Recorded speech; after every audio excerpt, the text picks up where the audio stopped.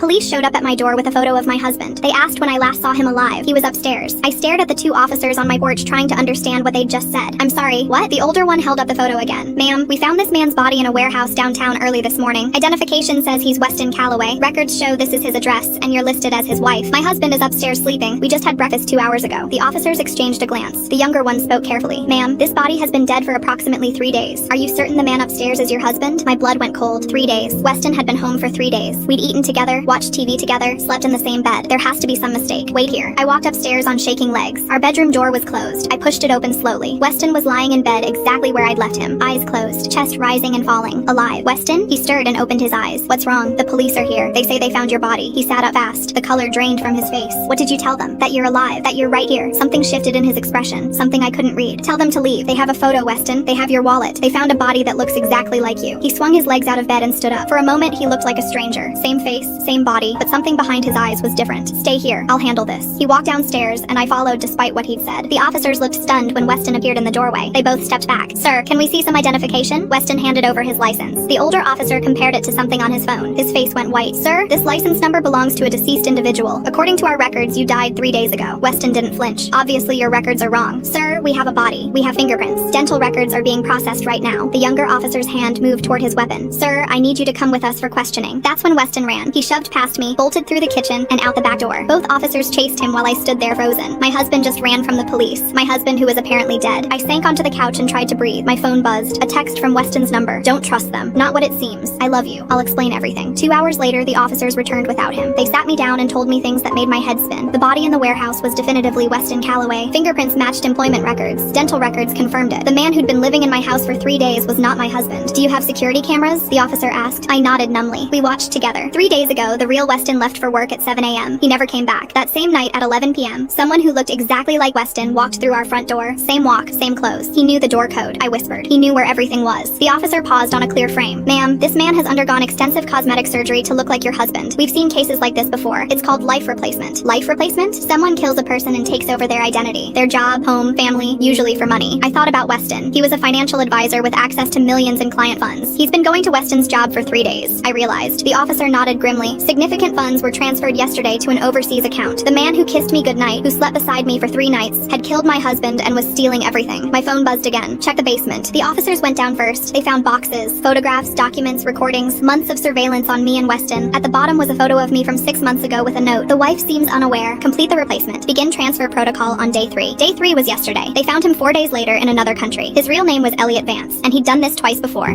Both previous wives had disappeared along with their husbands. I was supposed to be next.